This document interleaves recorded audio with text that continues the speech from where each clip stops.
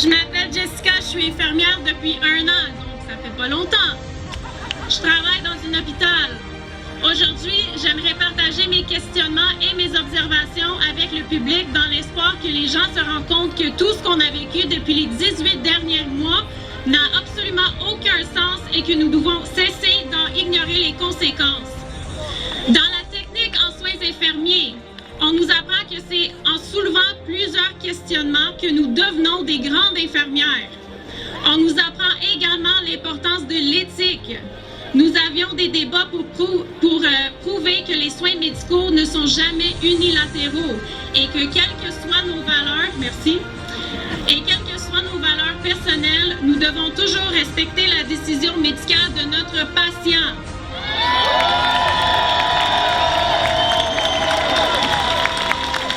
Nous travaillons en partenariat avec nos patients et leurs familles. C'est toujours une question de libre choix et de consentement. Pourquoi est-ce que j'aurais tort de remettre en cause les mesures mises en place dans nos hôpitaux? Pourquoi est-ce que je suis interdit de remettre en question les mesures du gouvernement quand je vois les conséquences? Les suicides, les problèmes de santé mentale qui ont augmenté, ainsi que la violence domestique et l'abus de drogue et d'alcool. La santé mentale des gens se dégrade à cause de ces mesures. Quand les conséquences seront-elles assez suffisantes pour que le tout s'arrête? Il faut poser la question, mais quel type de soins fournissons-nous aux patients qui sont hospitalisés? Autant pour le côté médical que celui de l'éthique. La réponse est simple. L'éthique a complètement été mise de côté et la médecine n'est pas ce qu'elle devrait être, car chaque patient qui arrive est traité comme un cas de COVID. Ils ont même arrêté de faire les tests pour la grippe. C'est à croire que l'influenza n'existe plus. Les médecins travaillent avec une vision très étroite de la maladie depuis l'arrivée de la COVID. J'avais une patiente qui s'est présentée à l'hôpital pour des saignements au niveau de son rectum et qui a refusé la test COVID. Le médecin a écrit « Comme patiente refuse le test COVID, elle doit rester en isolement pendant 2 semaines et elle sera à risque d'hémorragie parce qu'elle ne peut pas être transférée à l'étage pour avoir des soins. Tant qu'on n'a pas son test COVID. » J'avais même une infirmière qui m'avait dit qu'elle voyait de plus en plus de jeunes patients mourir du cancer parce qu'ils n'ont pas accès au traitement ou chirurgie en raison de la COVID.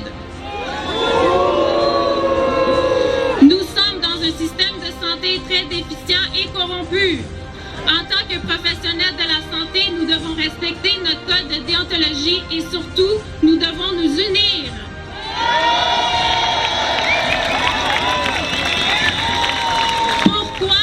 Pourquoi, après 18 mois, ne partons toujours pas de prendre soin de notre santé au niveau de notre système immunitaire? Pourquoi les gens ne sont-ils pas éduqués et encouragés à trouver des moyens plus naturels et plus sains pour prendre soin de leur santé? Comme par exemple, prioriser le sommeil, assurer une hydratation suffisante au cours d'une journée, avoir une alimentation saine et équilibrée, et même prendre des vitamines D, C et du zinc.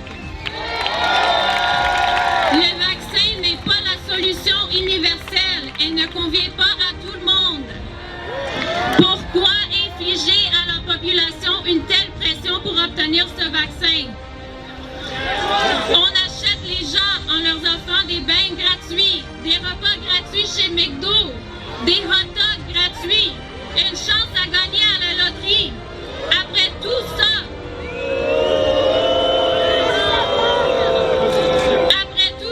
croyez-vous vraiment que recevoir cette injection est une question de santé? Nous sommes tannés de ressentir la peur à travers la population. Nous devons toujours respecter et encourager le consentement éclairé, ainsi que le libre choix. On doit garder en tête de ce qui est bon pour une personne n'est pas nécessairement bon pour l'autre. Nous sommes en colère de voir que nos patients ne reçoivent pas des soins de santé avec une approche éthique et juste à leurs valeurs. Nous sommes les défenseurs de la liberté, la vérité et la santé. Merci.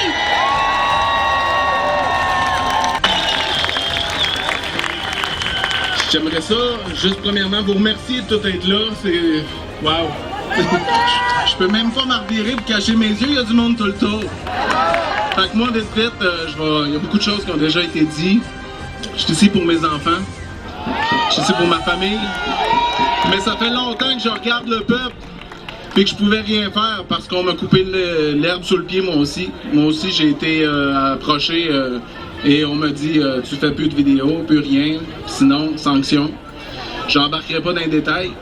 Puis j'en faisais de l'eczéma sur la gorge, tellement j'avais le feu dans la gorge, puis je pouvais plus m'exprimer de plein de choses que je voyais, de des choses que c'était juste du gros bon sens, puis de voir toute la souffrance du peuple, de tout le monde autour. On est tous dans le même bateau. Puis c'est ça, je pense que c'est normal qu'on ait pas confiance quand c'est de l'incohérence depuis 18 mois. Notre santé, là, je pense que c'est quelque chose qui nous stresse tous. On veut être en santé, on veut profiter de la vie, on veut être heureux. Mais juste là, tout notre heureux, il nous l'enlève. Tu sais, notre liberté, notre santé psychologique. Donc, c'est ça, c'est vraiment... en gros, c'était ça que je voulais dire, puis je me suis égaré totalement.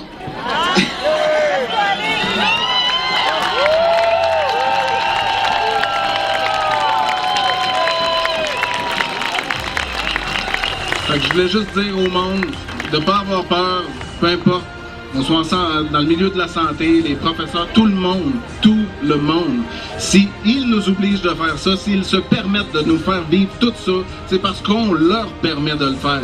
Si on dit non, ils ne pourront plus le faire. C'est nos employés. Le gouvernement rend la vaccination obligatoire, consentement détourné en catimini non constitutionnel. Bang! C'est tombé. Les anges ont les ailes coupées. Et elles sont maintenant dans une belle cage dorée. Les travailleurs de la santé sont 90% des infirmières. 88% sont des préposés aux bénéficiaires. Des femmes célibataires, monoparentales, salaire principal. La sécurité monétaire va devenir l'insécurité monétaire. La moyenne d'âge des infirmières ou ceux qui sont dans le système de santé sont de 25 à 40 ans, donc des femmes qui sont mères ou qui sont en devenir de l'être. Avec la loi de la primauté parentale qui va passer le 1er septembre. Ils veulent enlever tout droit aux parents biologiques. On allume, s'il vous plaît!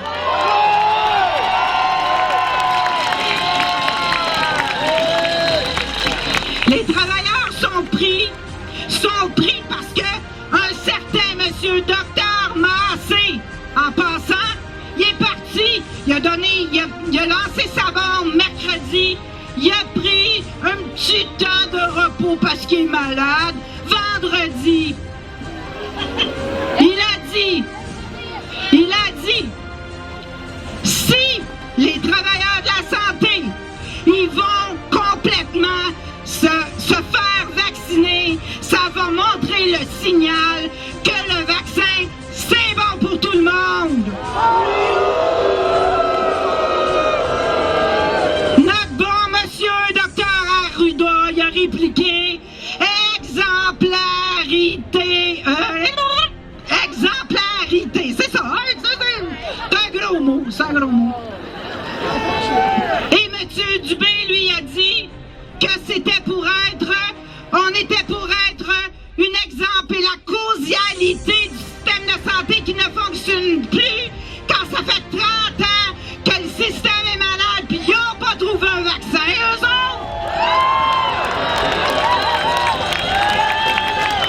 Je vous dis, parce qu'il me reste une petite minute, ça a l'air moins qu'une petite minute, mais c'est pas grave, on va rallonger.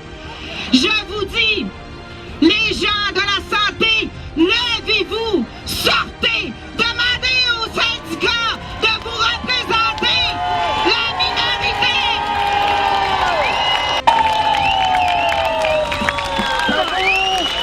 Le syndicat représente la démocratie. La minorité a autant de droits que la majorité. S'il vous plaît, rassemblez-vous, sortez dans les rues, sortez. Restez pas dans votre coin à être seul. Le 1er septembre, il y a une manifestation au CHU à Montréal. On vous demande d'être là en grand nombre, s'il vous plaît.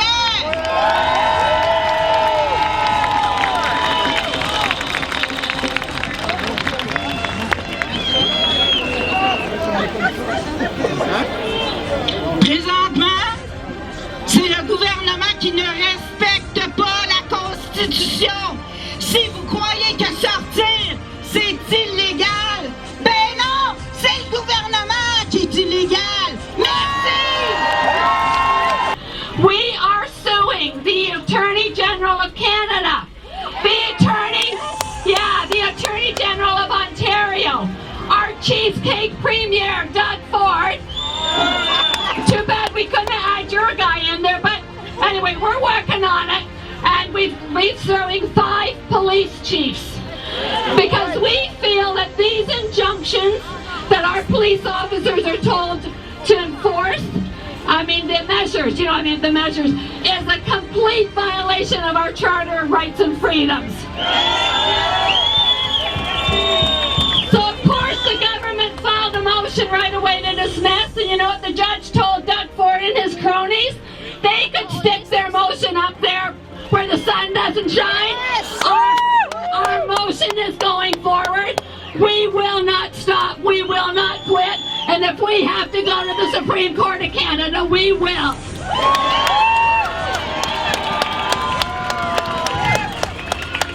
Our mission statement reads, to honor our oath to uphold the Constitution of Canada to the best of our abilities, preserve the peace, prevent offences, and discharge other duties as a police officer faithfully, impartially, and according to the law.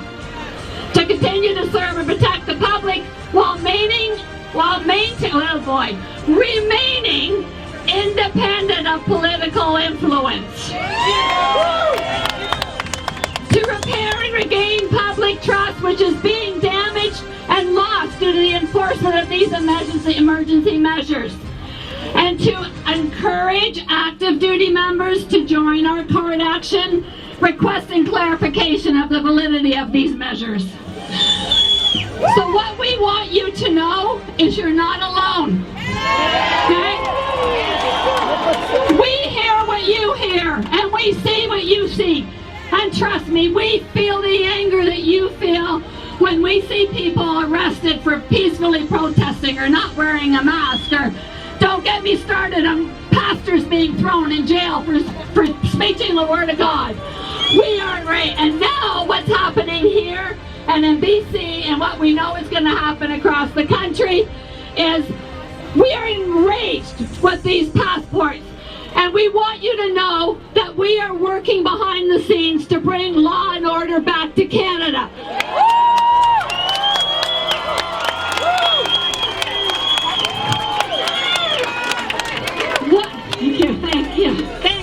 Thank you guys, yeah. What started with 2 active duty police officers seeing a video of a guy being pulled off the rink out in Calgary for playing hockey, they got together and they said, no, we can't have this. So we have grown from those 2 officers penning a letter, putting it on social media at the beginning of January. We now have hundreds and hundreds and hundreds and hundreds of members.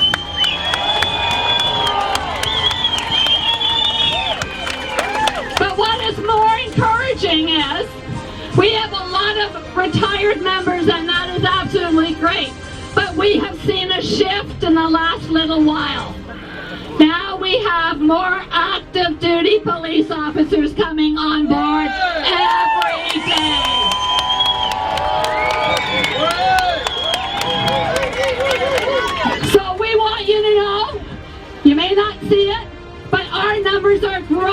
immensely. We cannot keep up. We are getting stronger, we're getting more united, and we will never, ever, ever back down.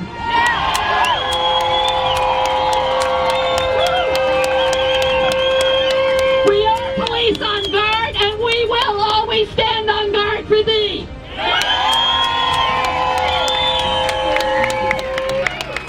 To the police officers, because I know you're going to be taping this, you're going to be hearing it eventually, we ask you to stop and think.